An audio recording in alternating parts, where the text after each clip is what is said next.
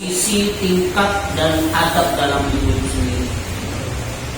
Di situ Imam Al-Ghazali mengambil 3 hadis. Hadis yang pertama kata baginda Nabi SAW, tuntutlah ilmu walaupun antara kalian dengan ilmu ada lautan api, ya, bahru minan nar. Antara kalian dengan ilmu itu di tengah-tengahnya itu ada lautan api, maka Nabi SAW tetap memerintahkan kita untuk menuntut ilmu. Yang kedua, hadis Nabi SAW, ya, utlubul ilma walau bisin, tuntut ilmu walau sampai ke negeri Cina. Yang ketiga, tuntutlah ilmu dari dalam buayan. Ada yang apa hadisnya itu? Dari dalam buayan sampai ke liang lahat. Sampai itu? Ya, lalu dari sejak kita lahir dalam buayan sampai kita ke liang lahat. Di situ ada 3 perintah yang substansinya adalah, kalau yang pertama, sesulit apapun kita menuntut ilmu, meskipun itu ada lautan api, maka tetap kita seberangi, ya, karena saking cintanya kita kepada ilmu. Yang kedua, sejauh apapun tempatnya, ya, antara negeri Timur Tengah sampai ke Cina itu tidak dekat itu. Kalau perjalanan dahulu bisa lebih lama, tapi nanti tetap memerintahkan kita untuk meskipun ke negeri Cina tuntut ilmu, meskipun jauh jaraknya, substansinya. Yang ketiga, ilmu itu tidak mengenal batas, tidak mengenal usia, sampai kapanpun.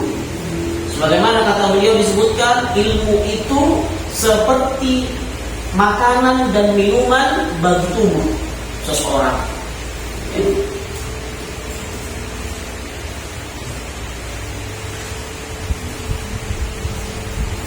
Bahkan Nabi SAW dalam hadis yang lain disebutkan, orang yang hidup dengan ilmu, ya, maka dia tidak akan pernah mati. Apa maknanya? Orang yang hidup dengan ilmu, maka dia tidak akan pernah mati.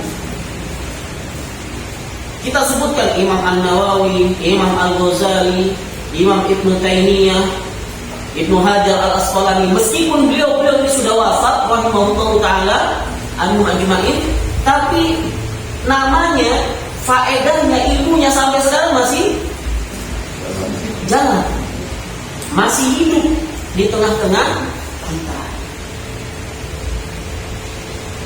Ya, tidak akan pernah mati orang yang hidup dengan ilmu. Maka jangan pernah bosan kita, karena kita ini sudah merasa sebagai seorang pengajar, ya. Sudah seorang pengajar, Ustaz, saya sudah ngajar Quran, Ustaz, saya punya halaqah, saya sudah punya ini, saya tidak perlu menuntut ilmu lagi. Ya, ini kondisi mindset yang sangat berbahaya. Ibaratnya, ya, ustaz-ustazah ini kalau tidak pernah selama ini kan mengeluarkan terus tuh, ya, ngasih terus tuh. Lama-lama ketika sesuatu yang kita kasih habis, apa yang akan kita kasih? Enggak ada. Maka butuh kulaan ilmu, ya. Jadi kulaan ilmu itu penting.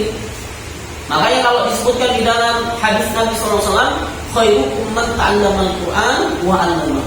Jadi seorang pengajar Quran itu selain dia posisinya misalnya seorang pengajar, maka dia harus tetap belajar dalam konteks para ustaz-ustazah yang ada pada malam hari. Karena rata-rata sudah mengajar semua kan gitu kan. Nah, pada hari ini kita akan belajar bagaimana cara mengajar kelas tahfidz yang efektif dan efektif, efisien dan barokah. Itu jangan sampai hilang. Yang penting barokah itu ngajar itu. Apa ciri-ciri kelas tahfidz yang barokah itu? Duduk saja ustadznya santrinya langsung setoran. Nah itu ciri nih. Nggak perlu di apa nih? Ayo diobrak-obrak, dioyak-oyak.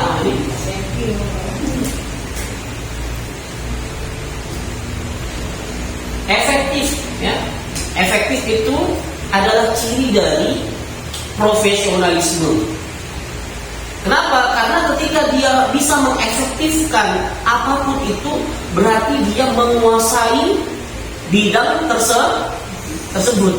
Tapi kalau tidak bisa mengefektifkan apapun itu, berarti dia belum bisa menguasai bidang tersebut.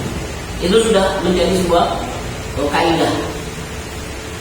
Malam hari ini insyaallah seperti yang saya sampaikan, nanti setelah saya pemaparan cara mengajar dan segala macamnya, ya, manajemen kelasnya seperti apa, nanti insyaallah akan praktek langsung. Malam hari ini juga langsung praktek. Ya, saya ingin tahu bagaimana mengisi dan segala macamnya. Memang harus seperti itu. Nama tadi disebutkan sama ketua yayasan TOT kan? Ya TOT begitu. Konsekuensi TOT. Ya. Baik, saya sampaikan dulu mukadimah terkait dengan teori-teori yang ada. Waalaikumsalam. Assalamualaikum Ustaz Andi. Saya buka ini. Saya buka ini.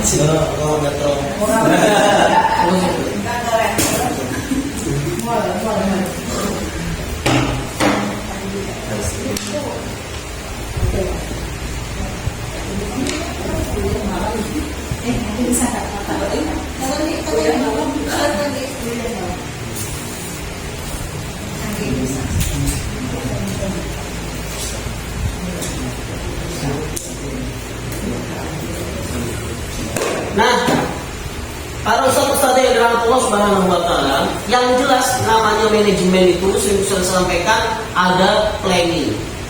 Ya, planning, perencanaan mengajar. Apa saja perencanaan itu? Yakni tujuan menetapkan target daripada hafalan di kelas. Itu harus ada target. Ustaz, jamaah saya kalau ditarget mutung Ustaz. Nah, berarti tinggal bagaimana?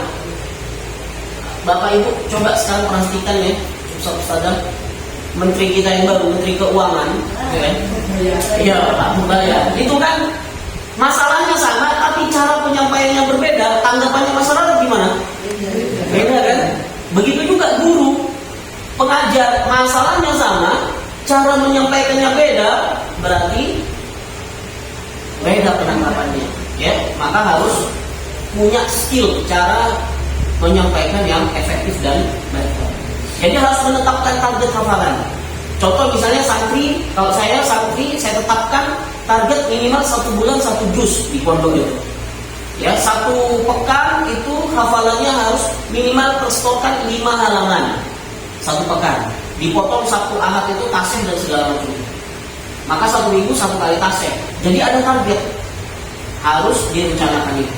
Nah, target itu nanti bisa menyesuaikan, karena kalau ini muridnya usianya agak-agak berbeda ya, agak usia dini ya, jadi targetnya mungkin berbeda-beda. Siapa yang menentukan target? Kalau kita karena bukan pondok pesantren tahfidz, maka yang menentukan target itu adalah peserta itu sendiri. Ya, setelah diberikan motivasi dulu, ya. Harus motivasi dulu, baru nanti biarkan dia yang menentukan target. Sehingga dia tidak punya alasan. Kalau kita yang menentukan target, ustazah sih terlalu berat targetnya ke saya. Tapi kalau dia yang menentukan target, misalnya 6 bulan ke depan saya selesai juz 30 misalnya. Itu nanti kita punya catatannya. Gitu, ya. Yang kedua, metodenya apa? Kita sudah sepakat di sini metodenya kita kerjasama dengan Gria Al-Quran, ya, metode kedepannya. yang sesuai. Tapi yang jelas metode itu, hafalan itu tidak pernah lepas dari yang namanya murojaah. Itu jelasin. Ya. Terus ada jadwal, menentukan jadwal masing-masing. Karena kan berbeda, kemarin sudah kita bahas bahwasanya tidak hanya setoran hafalan di sini, akan tetapi setoran hafalannya di mana? Apa membuat setorannya di mana? Sini. Di sini dan di rumah. Contoh misalnya satu pekan berapa kali pertemuan? Satu, ya kan? Hari apa misalnya? Sabtu, hari Sabtu. Berarti dia mulai menghafal dari hari Ahad, Senin, Selasa, Rabu, Kamis. Dikasih target misalnya sehari, contoh misalnya kasih target lah sehari ngafal 2 baris atau 3 baris. Kapan itu? Kasih arahan. Waktu terbaik menghafal Bapak Ibu pagi habis subuh, habis asar, ba'da maghrib. Nah, di waktu-waktu ini jenengan fokus untuk hafalan. Nanti kalau jenengan agak ini silahkan japri atau sampaikan di grup, berikan laporan di grup. Jadi di grup nanti halakonya Ustaz tadi 10 orang, berarti ba'da maghrib sudah mulai laporan, sudah buat ziyadah hafalan. Hari ini saya cuma 4 baris Ustaz, hari ini saya cuma 2 baris Ustaz. Tidak apa-apa, yang penting dia menentukan targetnya sendiri sehari berapa dan nanti disetorkan di hari Sabtu.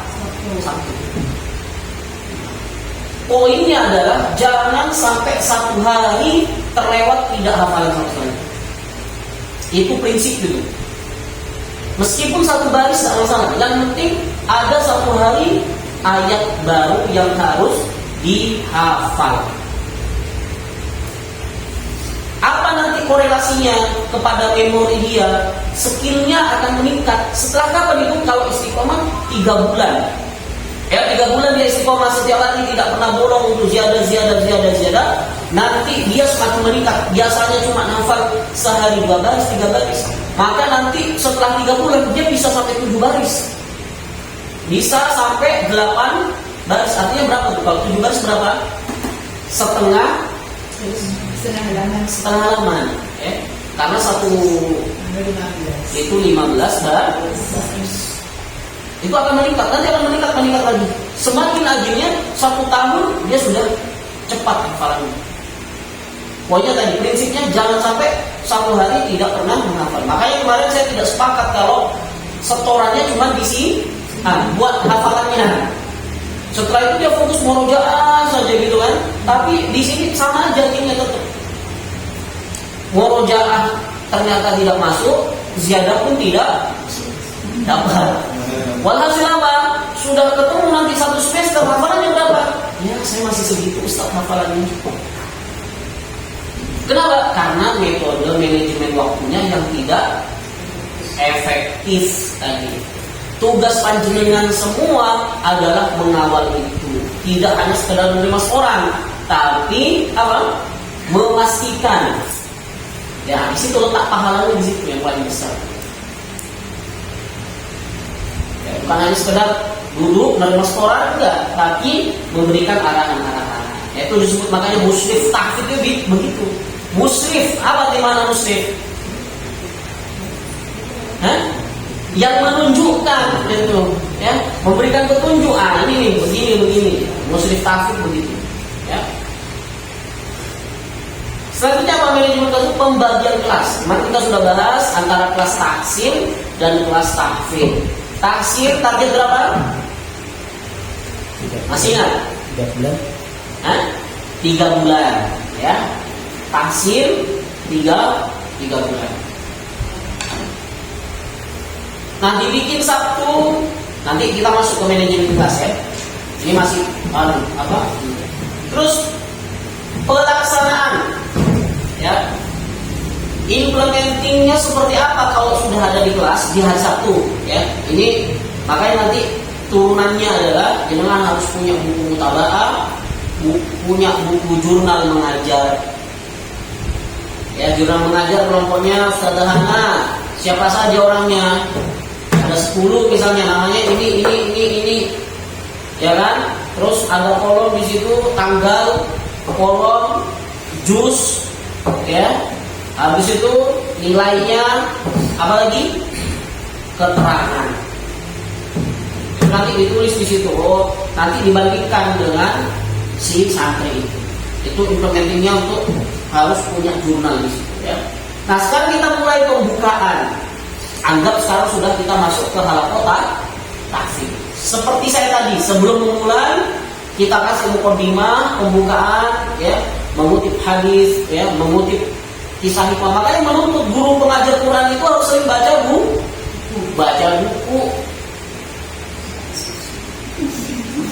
ya. Jadi sebelum ngajar itu kemarin sudah saya sampaikan berapa menit mukadimah itu motivasi. 5 menit. Kisah hikmah? 5 menit. Hah? 2 menit. 1 menit. Kemarin itu dicatat ya dulu. 1 menit. Coba dibuka dulu catatannya kemarin. Di sini ya, Pak. Hah? Nyatanya di sini sudah. Ya, bukan Imam Syafi'i kita ya.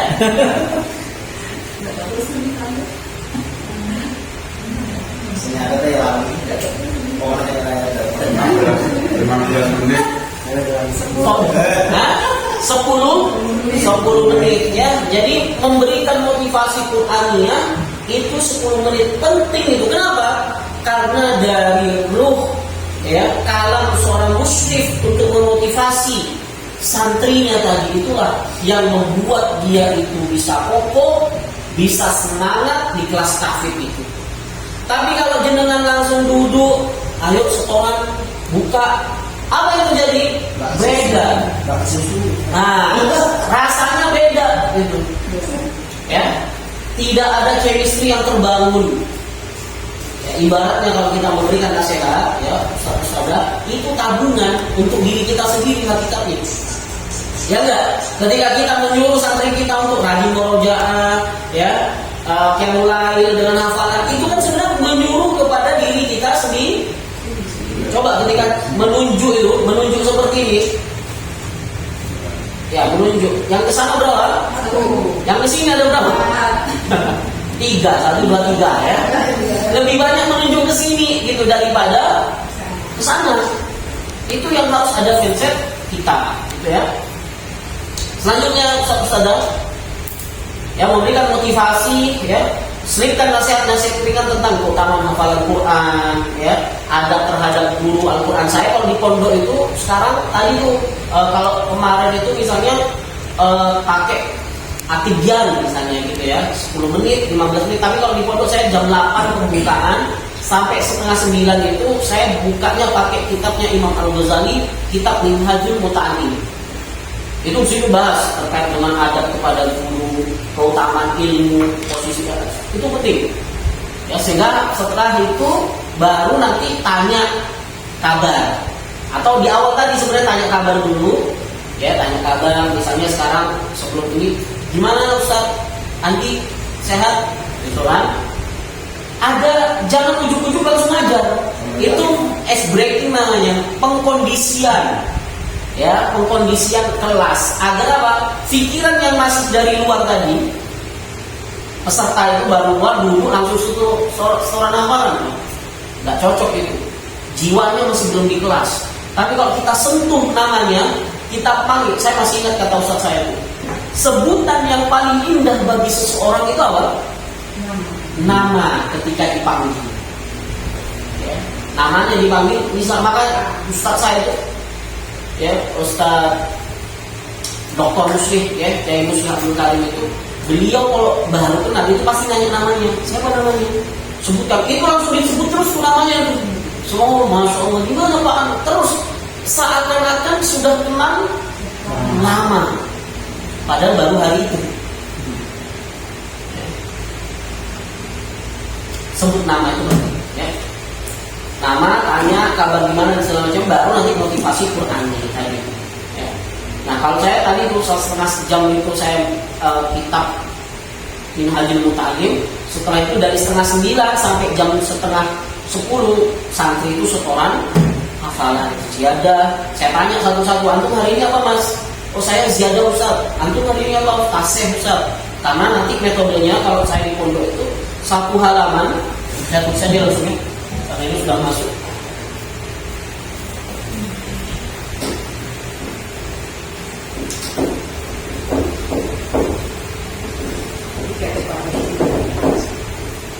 Bisa sendiri, nulis sendiri.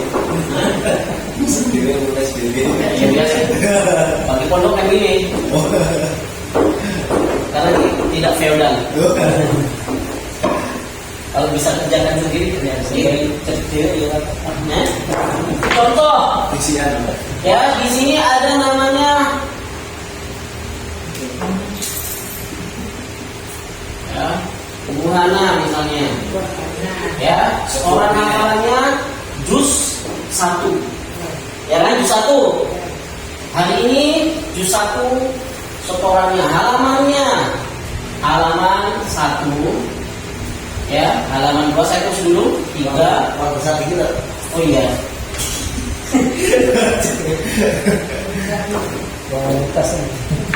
Ya, tulisan saya selalu kecil. 1, 2, 3, 4, 5. Oke, sampai 5, halaman 5.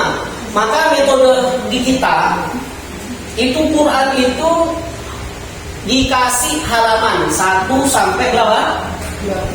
20. Ya, 1 sampai 20. Kenapa 1 sampai 20? Itu nanti erat kaitannya dengan taseh, dengan ujian hafalannya. Nah, contoh misalnya sekarang hari Senin Buhana, jangan hari Senin karena Sabtu Minggu ya. Hari Sabtu pekan pertama. Sabtu pekan pertama setoran halaman 1 di juz 1. Berapa halaman 1 juz 1 itu apa? Surat bacaan awalnya apa berarti? Alif Lam Mim, ya kan? Al-Fatihah. Oh iya, Al-Fatihah. enggak beda. Ya, habis itu ya ayat yang kedua itu apa? Halaman kedua itu apa? Wasyiril ladina amanu. Halaman 3 Bagi sekolah. Fa'il kola. Bagi sekolah. Kunnah gitu. Bagi sekolah. Coba kita urut dulu ya, santai urut dulu ya. Alif Lam Mim, ya kan? Innal ladina kafaru. Halaman 2. Habis itu halaman 3 masaluhum. Halaman 4 wabasyiril ladina. Halaman 5 wa'id lahum kalimala dikati. Nah, anggap hari Sabtu pekan pertama Buhana setoran halaman 1, ya kan? Hafal lagi di hari sampai ketemu kan sudah dapat nih halaman 1. Berarti tugas dari seorang musnif adalah memberikan jadwal atau diskusi dengannya kapan murojaah halaman 1 itu. Tugasnya begitu selesai dia setoran, maka muslim itu memberikan arahan untuk mentikor tanpa memegang Quran. Misalnya Ustaz tadi Buhana setoran nih ke depan bawa Quran kan, halaman 1 ditaruh halaman itu, apa Qurannya setelah itu kan dipegang sama muslimnya.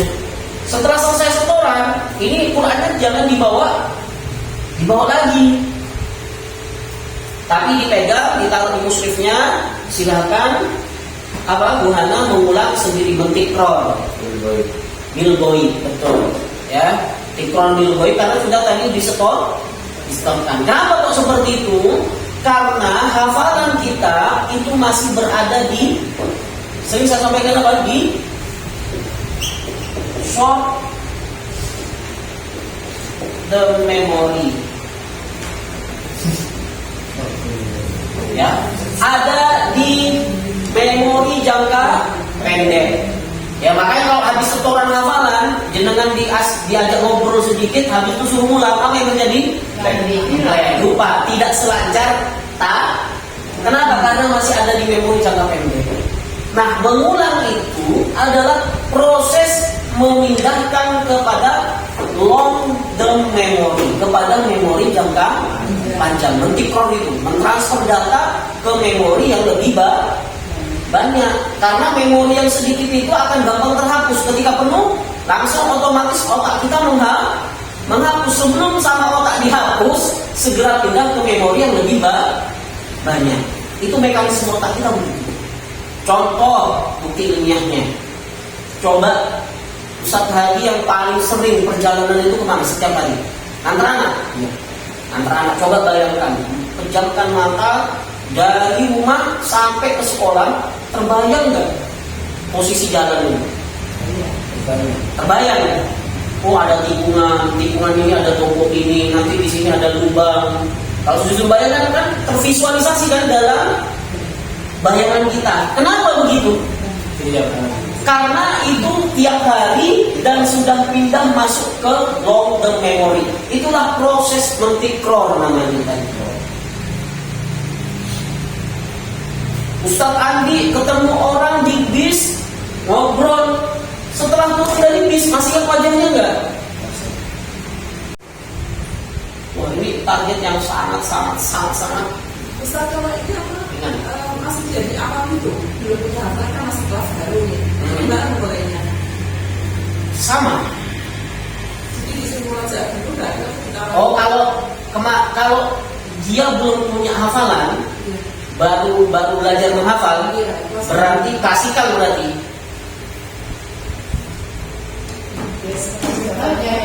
Ya contohnya awal juz 30 yang awal dilakukan ini. Oke, kita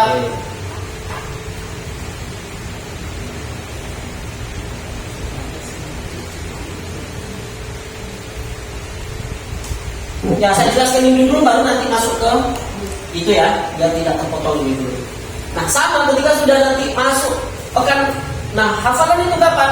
Dia disuruh menghafal subuh dan habis asar atau maghrib untuk siaga. Untuk murojaah itu kapan? Dipakai di sholat sunnah. Ya, satu halaman ini dipakai di sholat sunnah. Jadi sholat sunnahnya tidak pakai tripul lagi. Ya, biar cepat Ustaz tripul lagi. Agar pakai nyatok. Pakai doang ya. Jangan ya. Dipakai satu halaman ini dipakai sholat sunnah untuk menjaga tadi. Masuk lagi halaman kedua pekan depannya, seterusnya begitu, halaman 3, halaman 4, begitu stop di halaman 5, begitu dia hari Sabtu, itu setoran halaman 5, ini yang dibaca jangan halaman 5 saja, tapi baca dari halaman 1 sampai 5 sekali dulu. Atau boleh karena ini jadwalnya agak lama, boleh ketika besok di pekan kedua dia baca halaman 1 sama halaman 2. Stopnya. Halaman pekan selanjutnya dia setor halaman 3 baca 1 2 3. 1 4 5 1 sampai 45. Begitu di 5 di stop. Baca semuanya, habis itu diuji. Ya. Uji acak. Kalau 5 halaman ini cukup 2 pertanyaan saja. Termasuk saya bahas 2 pertanyaan, tapi setara dengan 1 pertanyaan itu ada 3 pertanyaan. Berarti totalnya berapa? Contoh misalnya, alladzina yanquduna ahdallahi min ba'di mitsaqih. Itu dia suruh melanjutkan kan pertanyaan pertama ini. Nah, sebelum dia melanjutkan ayat itu kasih pertanyaan. Ini halaman berapa? Halaman 1 kah? Halaman 2, halaman 3, halaman 4 atau halaman 5? Dia jawab halaman berapa itu alladzina yang kudunan? Yang juz 1 sudah selesai. Yang ringan tadi lah, wa idqala saya sebutkan. Wa qala rabbuka lil malaikati inni ja'ilun fil ardi khalifah. Itu halaman berapa? Halaman 5. Kita tanya, sudah dia menjawab 1 pertanyaan. Halaman 5 Ustaz, kanan atau kiri? Sudah 2. Kanan atau kiri? Kiri. Rumusnya Ustaz-ustazah, Kalau kiri itu pasti ganjil. Ya. Kalau saya Kalau yang kudus Pokoknya standarnya adalah satu jusnya 20 halaman. sama itu. Ya, jadi kalau halaman 5, Ustaz Usman itu pas halaman 5 itu ganjil sebelah kiri, posisi sebelah kiri. Atas, tengah atau bawah? Pertanyaan sudah tadi. Apa berarti tadi? Atas. Wah, sudah siap. Ya kan udah kayak Ustaz Ali juga. Terbayang itu, hafalan itu terbayang posisinya. Tidak hanya sekedar apa? Hafal. Ya. Tidak hanya sekedar hafal, tapi benar-benar terbayang posisinya. Bacaannya itu ketika dia merem sama seperti membayangkan jalan dari rumah ke sekolah, sama seperti membayangkan wajah orang tua. Nampak itu mushaf itu. Itu kenapa para ustaz-ustaz kita itu menganjurkan mushaf itu tidak ganti. Ya ini selesai ya, yang ketika sudah punya hafalan sekelas ustaz-ustaz ini. Sekarang hafalan yang baru mulai dari nol. Cara menghafalnya gimana? Dia sudah punya modal, bisa membaca Quran dengan baik karena sudah lulus dari kelas tahsin. Sepakat sini ya? Oke, maka butuh tambahan knowledge dari seorang musyrif menyampaikan bahwasannya bagaimana cara menghafal untuk seorang pemula. Ya. Berarti setelah motivasi tadi dikasih tahu caranya dulu menghafal Quran itu seperti apa. Atau ditanya sebelumnya sudah pernah menghafal belum? Kamu menghafalnya gimana? Oh saya begini. Kamu enak nggak seperti itu? Biasanya nggak. Nah ini yang menjadi salah satu. Bentar ya, saya angkat dulu. Assalamualaikum Ustaz.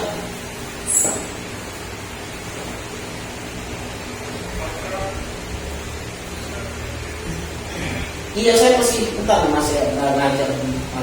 Nanti langsung gabung ya insya Allah. Bentar lagi selesai ya. Ya Ustaz, insya Allah. Betul.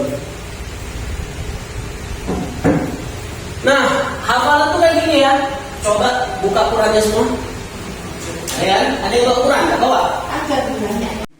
Jadi harus visual, harus dibaca effortnya. Nah, itu perlu kita pahami itu dulu.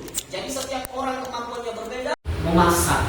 Contoh misalnya satu kelas ini yang cuma setoran, yang dapat target satu halaman 4 orang dari 6 orang. Berarti yang tidak dapat target berapa? 2 orang. Ya kan? Yang dapat target 4 orang. Yang tidak dapat target 2 orang. Nah, 2 orang ini dia dapat perhatian khusus. Apa perhatian khususnya? Dipantau tiap harinya. Gimana Pak? Jenengan hari ini sudah dapat 3 baris, sudah dapat 4 baris. Belum Ustaz, saya cuma dapat 1 baris sama 2 baris. Oke, coba nanti ditambah lagi. Kalau sudah lancar 2 baris coba jenengan setorkan, nanti fokus tambah lagi 1 baris. Nah, itu dikawal. Nah, di Gema ini kira-kira bisa nggak ngawal seperti itu? Bisa ya Ustaznya. Nah, makanya kita sekarang adakan ini Ustaz biar bisa. Ustaznya bisa, Kalau saya rasa 3 baris sehari itu ringan gitu. Ya. Nah, jenengan kalau ngafal sekarang berapa? Saya tanya.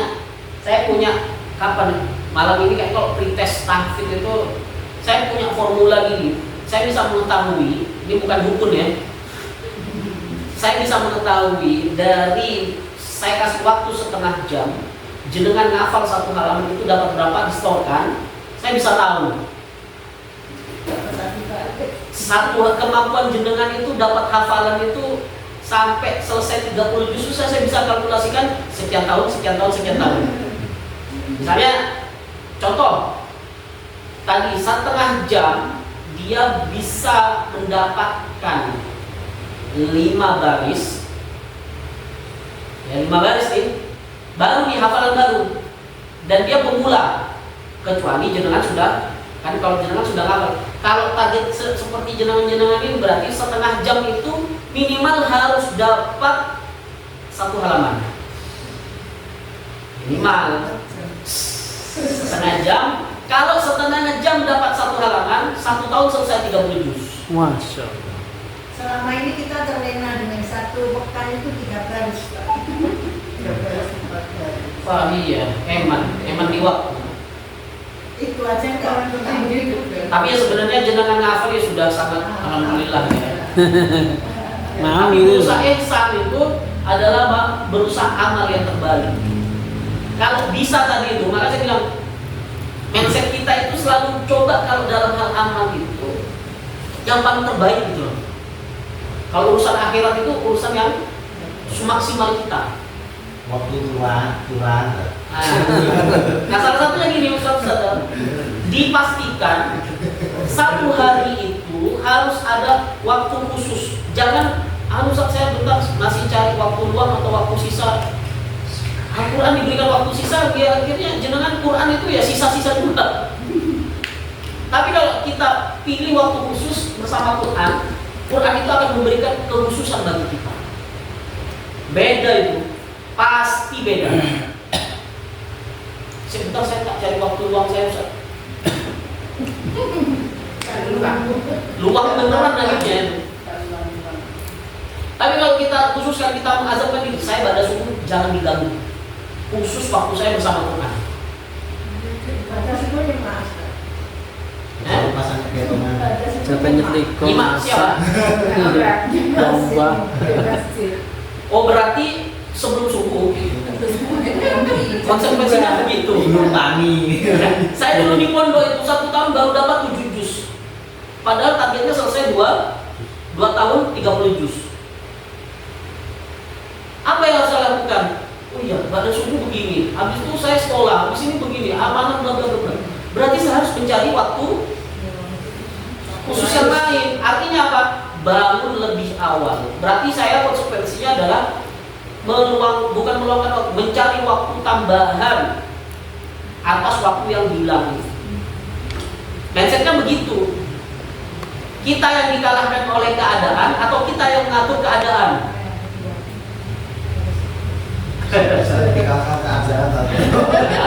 Itu kan pertanyaan kan? Kita yang menentukan keadaan atau kita dikalahkan oleh keadaan? Pemenang itu adalah selalu mencari alasan untuk menang, sedangkan yang kalah itu selalu mencari alasan karena kalah. Sekarang saya kembalikan kepada jenengan semua, menjadi pemenang atau orang yang kalah? Alasan kalah.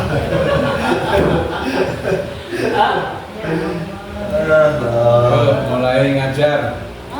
Nah, Beri. Saya bilang itu tergantung dengan ini keistiqomahan. Kemarin saya bilang apa di antara 6 nasihat itu istimroriyah, berkesinambungan. Tidak bisa terlepas dari itu. Jangan berkesinambungan aja, istiqomah setiap hari. Waktu misalnya bangun jam 3 khusus untuk Al-Quran 1 jam saya nambah 1 halaman aja setiap hari. Bangun jam 3 saya sudah bangun. Istiqomah 3 bulan itu sudah jadi karakter. Kemudian dulu Untuk ziyadah itu. Jadi saya pakai jam 3 itu untuk contoh beginilah ya. Saya ngapunten ini jadinya tahadus bidik malah biar tidak 30 juz itu bagaimana cara menjaga hafalan 30 juz? Hah? Sedangkan kesibukan jenengan tahu sendiri ya, kesibukan saya sering safar Surabaya, Sidoarjo, Amanah Pondok, Amanah ini. Kapan murojaahnya? Wah, kalau alasan semua bisa kita jadikan alasan. Saya waktu sudah habis, jam segini ngajar, jam ini. Kapan murojaahnya? masak setrika Berarti ya kata guru kami itu Kiai Muda menyampaikan murojaah 30 juz sudah lancar 30 juz itu minimal sehari itu 3 juz murojaah itu. Sehari minimal berapa? 3 juz. Berarti gimana caranya saya murojaah 3 juz itu sehari?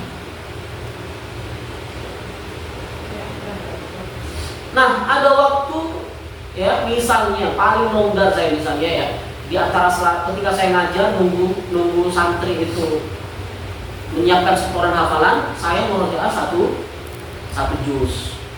Nanti sebelum tidur satu juz. Malamnya qiyamul lail atau dibuat tilawah, kalau tidak mau qiyamul lail buat tilawah satu, atau murojaah di situ jam 3 sampai jam 4 sebelum subuh itu satu. Sudah dapat 3 juz. Itu konsekuensi, makanya konsekuensi menjadi penghafal Quran tadi kan sudah saya sampaikan. Menghafal Quran hukumnya apa? Sunnah. Fardu kifayah. Fardu kifayah, ya kan? Menjaga hafalan hukumnya Fardu ain. fardu ain.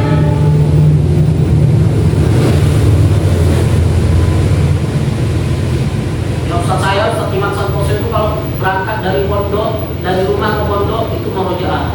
Perjalanan dari Cibubur ke Cilengsi 1 jam, dapat 2 juz. Murojaah di jalan. Jadi menghafal Quran itu membuat kita itu bisa apa? Memanajemen waktu. Kok kan bisa? Kalau saya kok pecah konsentrasi ya, Ustaz. Kalau saya enak-enak itu kalau ada apa hilang ya, itu gimana caranya? Nah, itu butuh apa? Jangan hilangkan hal-hal yang sifatnya merusak konsentrasi. Misalnya entah HP dijauhkan, ya kan? Terus cari waktu yang paling konsentrasi itu jam berapa? Kalau siang saya tidak menganjurkan murojaah. Ya, kalau siang itu saya tidak menganjurkan buat hafalan atau murojaah. Ya, kenapa? Otak kita itu lagi panas. Full ya. Nah, terus kalau orang konsentrasi di pelatihan daurah Quran saya itu minum itu penting. Ya, karena 80% tubuh kita itu adalah air. Ini bukan iklan air mineral itu ya. Tapi memang itu penelitian begitu. Ya, penelitiannya begitu. Saya kalau murojaah kopi, Ustaz. Nah, kopi bisa betul. Saya kalau dulu di pondok itu teman-teman memang ngopi. Sekarang saya sudah tidak ngopi. Ngopi itu menambah daya konsentrasi. Saya kalau ngopi dengan tidak ngopi hafalan beda. Ngopi ya, ngopi satu halaman itu 10 menit, 15 menit. Ngopi dengan ngopi. Teman saya kayak Bayu baru sekarang di Husnul Khotimah Kuningan itu disebutnya ahlu qahwa karena apa nih? Suka ngopi. Ya. Bikin kopi aja. Ngopi itu. Murojaah itu kalau nggak ngopi tidak bisa, dia harus ngopi. Maka kemarin kaidahnya gimana? Mala yatimul wajib illa bihi fahuwa wajib. Itu kaidah fikih itu. Karena murojaah itu wajib, ya, hal-hal yang sifatnya wasilah untuk bisa menegakkan kewajiban tadi itu bisa lancar, bisa teratasi, maka mengadakan wasilah itu menjadi wajib. Maka hukumnya bisa jadi kopi itu wajib gitu tadi. Biar bisa jangan. Ustaz, berarti kalau dini hari itu sebaiknya tilawah dulu, murojaah dulu atau tahajud dulu? Kalau yang mana?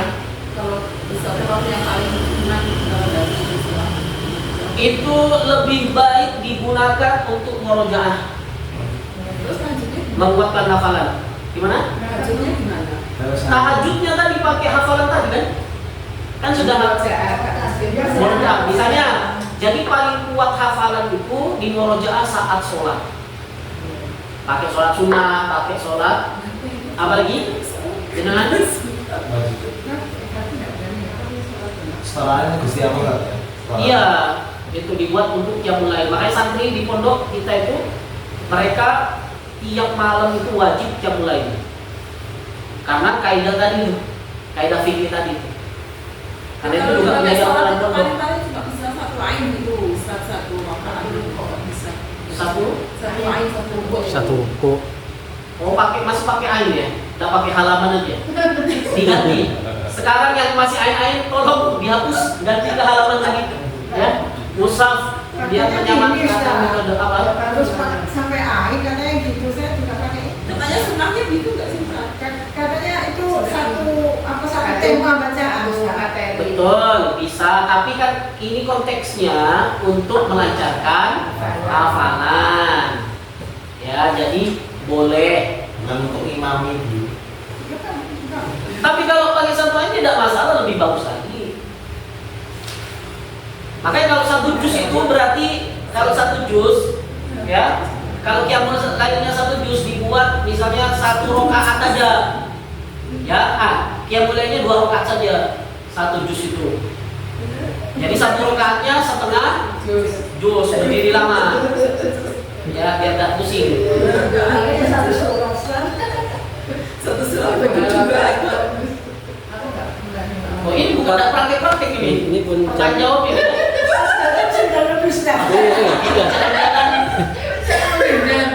Lihat dari para jam 9 nanti sepakati jam berapa Pak? setengah 10 selesai ya. Gimana Ustaz? Iya. Very monggo. Enggak, pertanyaan dulu ada Ustaz tadi habis ini. Enggak, ya itu. Ya, siapapun yang saya tunjuk mohon ridho untuk Udah, tekan waktu aja Pak. Tekan waktu karena kan banyak. Oh, jelas terkait waktu. Iya, Baik. nanti kita sepakati jam. Baik, saya tunjuk saja untuk pengajar Ustaz Andi, monggo Ustaz. Kita memberikan contoh. Ngantuk-ngantuk. Pengajaran. Tak syuting tak? Tenang, syuting. Kamu ini berarti ya? Di sini.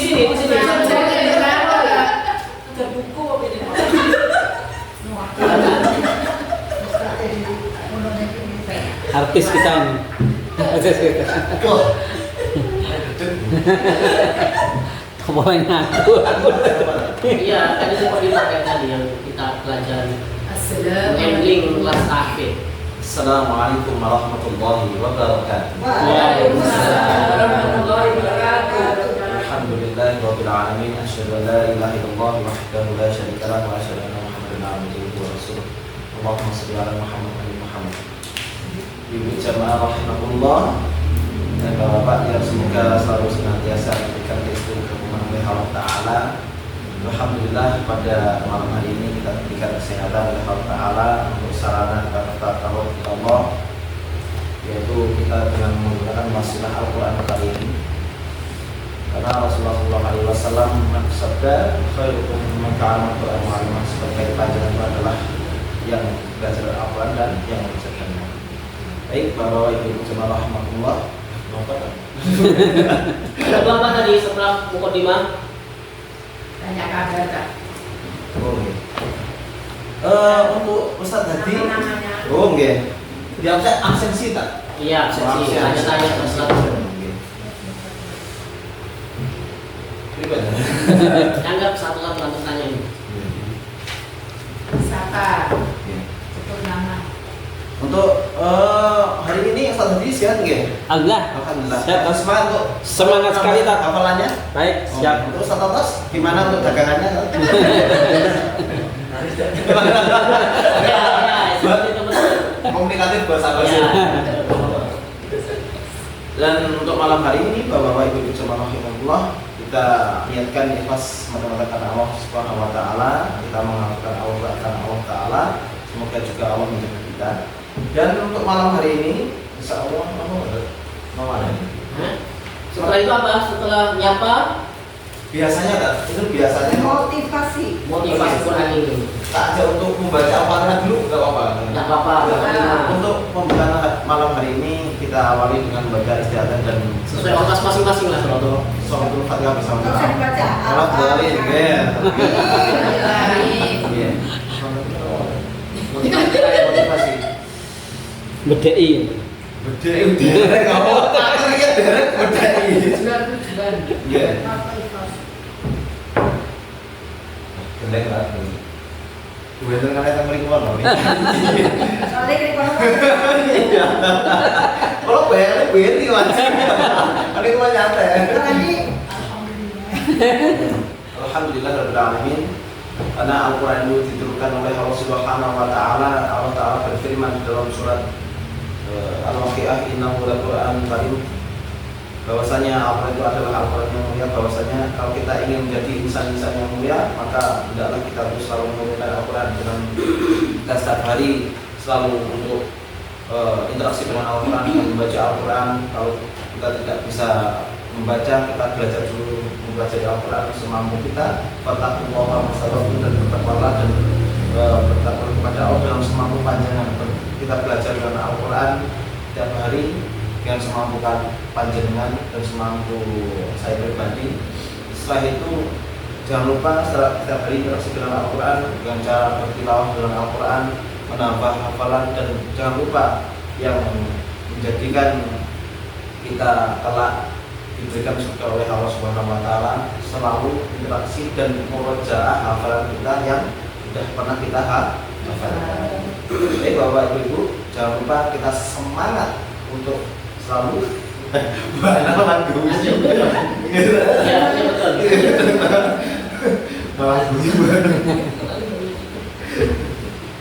Merasa Blank. Untuk menghafal Quran ya. Ya, untuk menghafalkan Al-Quran. Bahwasanya kalau kita itu membaca Al-Quran dalam setiap hari dalam satu hurufnya, Rasulullah mengabarkan bahwasanya di dalam satu huruf itu adalah dilipat ganda, diberikan pahala 10 kebaikan. Memotivasi. Oke, baik, motivasi selesai kan? Iya. Kita masuk ke materi. Bahwasanya kita hari ini, pertemuan awal hari ini untuk hafalan di juz awal, di juz yang pertama. Bu. Baik Bapak Ibu yang sudah membawa Al-Quran, tolong Al-Qurannya dibuka.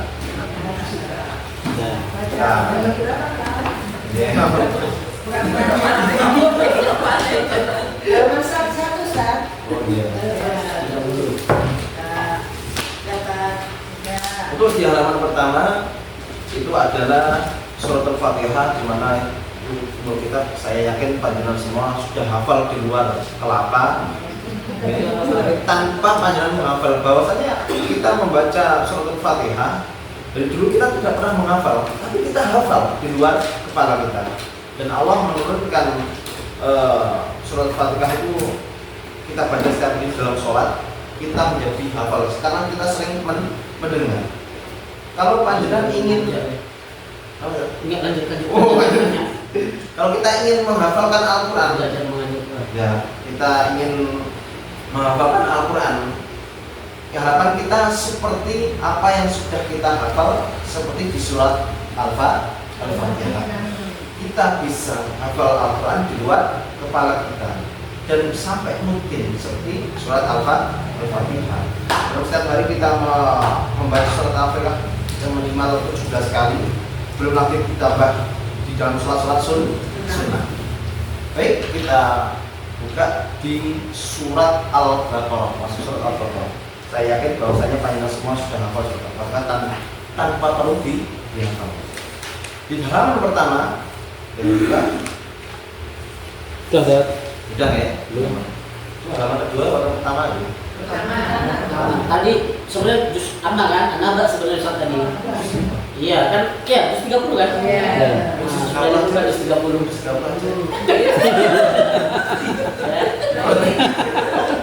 30.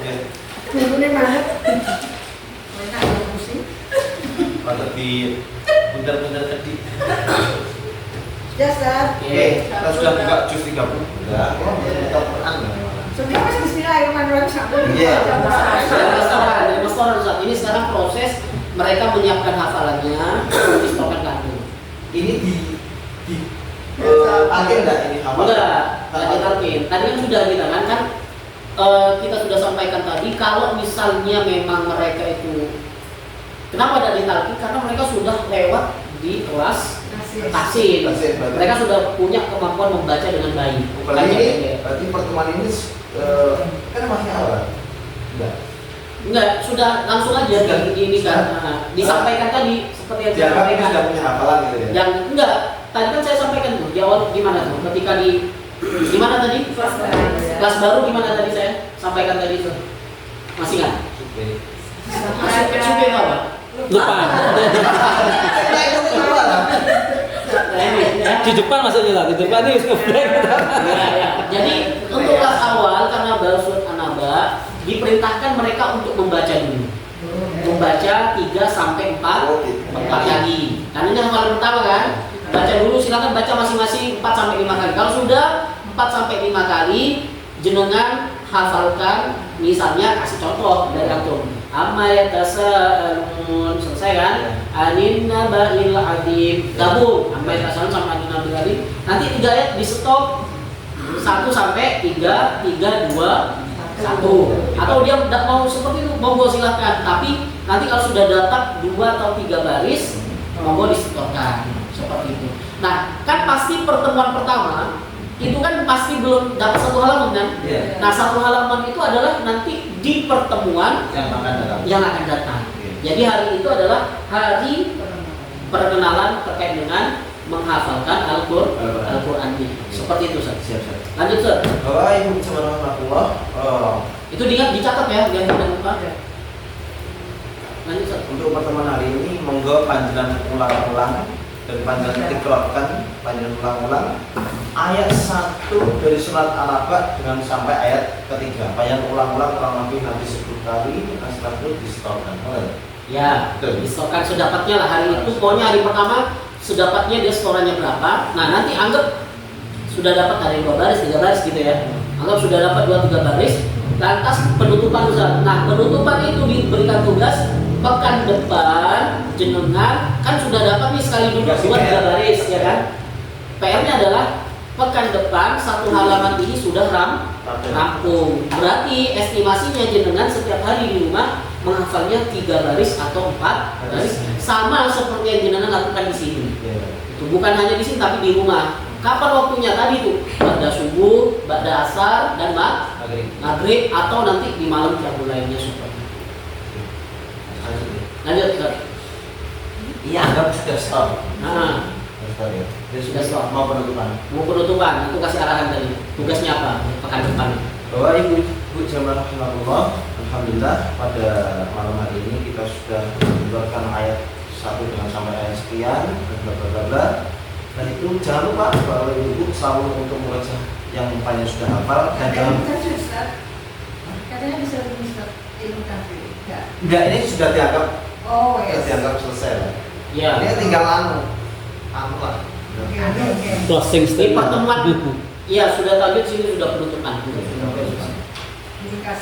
Dan jangan lupa bahwa Ibu jamaah rahimahullah, ketika panjenengan sudah menghafalkan tadi, jangan lupa 1 di murojaah dan jangan lupa nanti panjenengan sampai di rumah di waktu-waktu harus diluangkan waktunya ya, jangan sampai cari waktu luang ya, terutama waktu sepertiga malam untuk yang mulai entah itu pada subuh ataukah nanti ketika pas senggang pada maghrib itu untuk menambah hafalan. Jangan lupa pertemuan yang akan datang kita sudah panjang semua, saya harapkan sudah menyetorkan 1 halaman dari surat An-Naba. Insya Allah. Iya.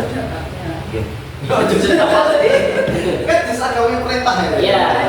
Beritanya seragam ya. Semua. Nafsi. Dan untuk pertemuan hari ini semoga Allah Ta'ala memberikan kemanfaatan dan keberkahan untuk Al-Quran dan semoga kita diberikan keistimewan oleh Allah Subhanahu Wa Ta'ala. Amin. Dan kita tutup dengan pertemuan pada malam hari dengan wassalamualaikum warahmatullahi wabarakatuh. Waalaikumsalam. Kita jangan banyak bolos ya Ustaz.